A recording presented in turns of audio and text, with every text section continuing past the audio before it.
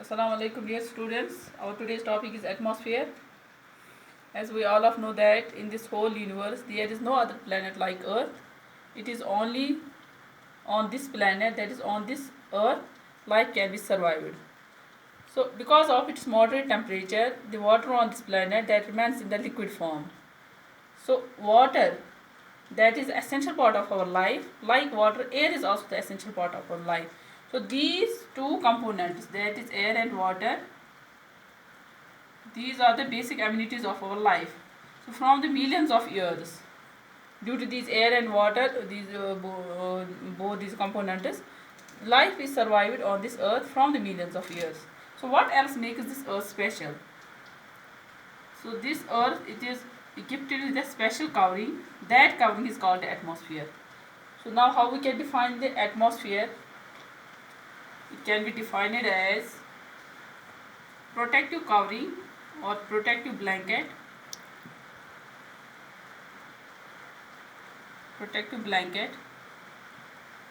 that is able to nurture our life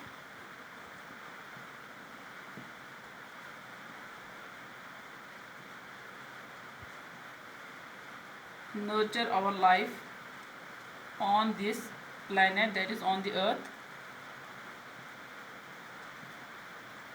and protects us from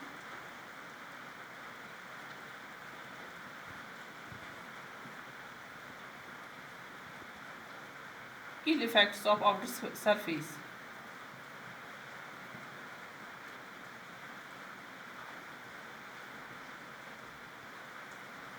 Outer space. So this is how we can define the atmosphere as protective blanket that is able to nurture our life on the earth and protects us from the ill effects of outer space.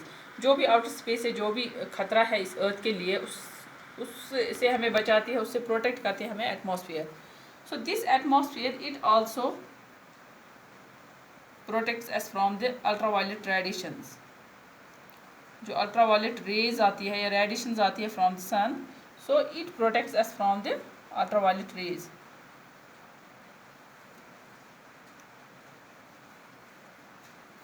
So this atmosphere, it also enables us to communicate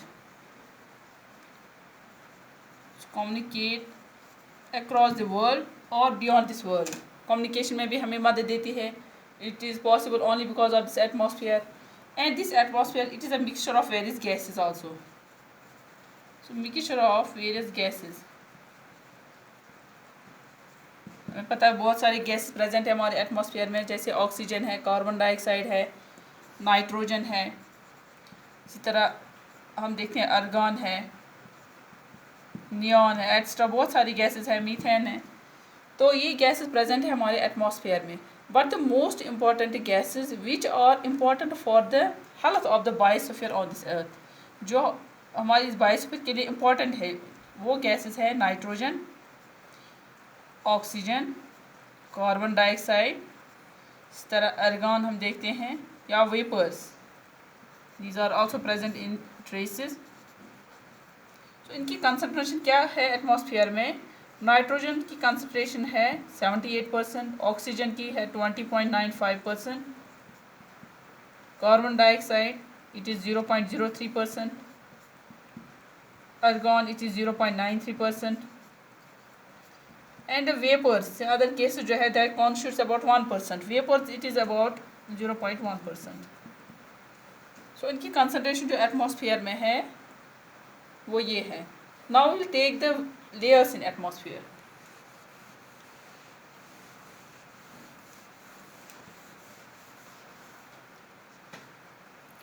So atmosphere की layers जो है, layers of atmosphere, वो है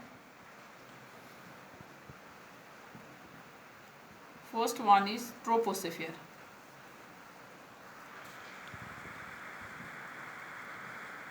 Second is stratosphere. Third one is mesosphere. Next is thermosphere. And the fifth one is ionosphere.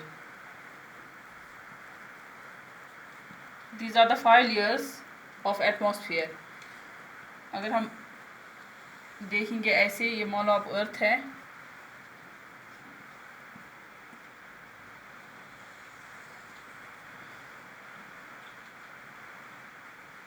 so from the earth's surface the first layer it extends up to 25 kilometre. मान लो ये है first layer, 25 kilometre जो इसकी height रहती है from the surface of the earth, वो 25 kilometre है। और इसमें जो टेम्परेचर रहता है, दिस इज फर्स्ट लेयर, इसमें जो टेम्परेचर रहता है that decreases with an altitude. अगर हम सरफेस से ऊपर की तरफ जाएंगे from the surface of earth, तो इसका जो टेम्परेचर है दैट डिक्रीजेज, टेम्परेचर डिक्रीजेज।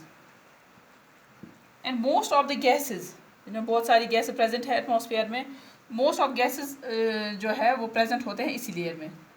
जो गैसेज है वो प्रेजेंट की ज़्यादा कंसनट्रेशन जो है वो रहती है इस लेयर में। और जो क्लाउड फॉर्मेशन है, that is cloud that are formed in this layer of atmosphere, cloud formation. तो ये है फर्स्ट लेयर जिसकी हाइट रहती है 25 kilometre from the surface of earth. Temperature decrease रहता है इसमें विद एन एल्टीट्यूड। इसमें ज़्यादातर गैसेस इसमें प्रेजेंट होते हैं इसी लेयर में, और जो क्लाउड्स फॉर्म होते हैं वो इसी लेयर में फॉर्म होते हैं।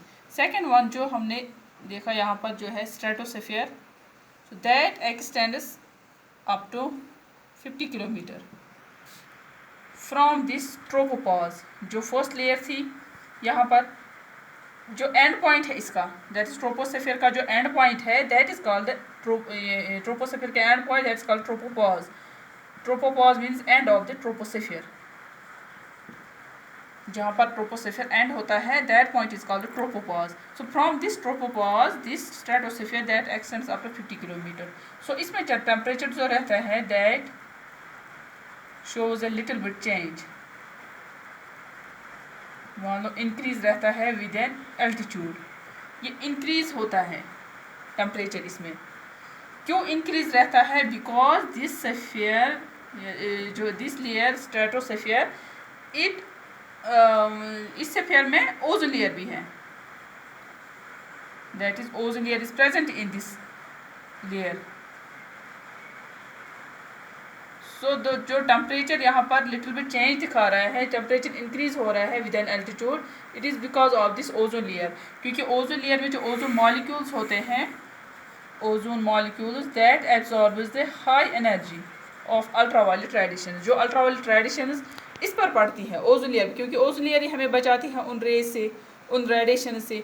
तो वो जो उसमें हाई टेम्परेचर रहता है वो टेम्परेचर एब्जॉर्ब होता है due to ozone molecules. Ozone molecules absorb करते हैं उस हाई टेम्परेचर को, उस हाई एनर्जी को अल्ट्रावायलेट रेडिएशन से। तो इसकी वजह से ये ओजोन लेयर टेम्परेट रहता है। इसीलिए अगर हम देखते हैं कि जो हम ऊपर की तरफ जाते हैं इस वाले लेयर में, स्ट्रेटोस्फीयर में, सो ऊपर साइड में ही टेम्परेचर इंक्रीज दिखाता है बिकॉज ऑफ ओजोन लेयर। वरना अगर हम ट्रोपोपॉज से ऊपर की तरफ जाते हैं तो टेम्परेचर डिक्रीज ही रहता है। But near to this ozone layer temperature increase, it is because of the ozone layer. यहाँ पर ओजोन लेयर टेम्परेट होता है बिकॉज ऑफ अल्ट्रावायलेट रेडिएशन से। तो this is the stratosphere. Next layer जो है दैट इज मीजोस्फीयर, जो है third one mesosphere. This extends up to 90 kilometre from the stratopause. यहाँ पर स्ट्रेटोस्फीयर एंड होता है, ये है stratopause. So from this stratopause it extends up to 90 kilometre. अब टेम्परेचर जो स्ट्रेटोपॉज में रहता है that decreases with an altitude, temperature decrease होता है।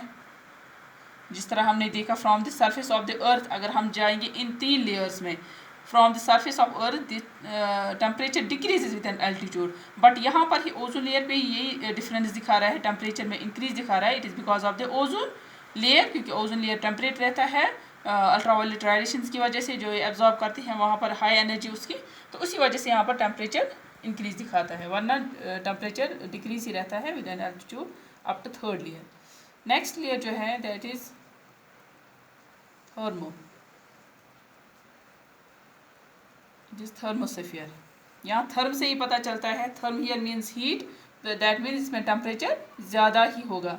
तो ये एक्सटेंड होता है अप टू 130 किलोमीटर टेम्परेचर जो इसमें है that increases with an altitude. तो यहाँ पर एंड पॉइंट जो है, जैसे यहाँ पर हमने लिखा कि ट्रोपोपॉज है एंड पॉइंट इस ट्रोपोस्फीयर का, इसी तरह स्ट्रेटोपॉज जो है वो एंड पॉइंट है स्ट्रेटोस्फीयर का। यहाँ पर होगा mesopause, it is the end point of mesosphere. इस तरह जो यहाँ पर है थर्मोस्फीयर, यहाँ पर टेम्परेचर इंक्रीज रहता है। Next layer that is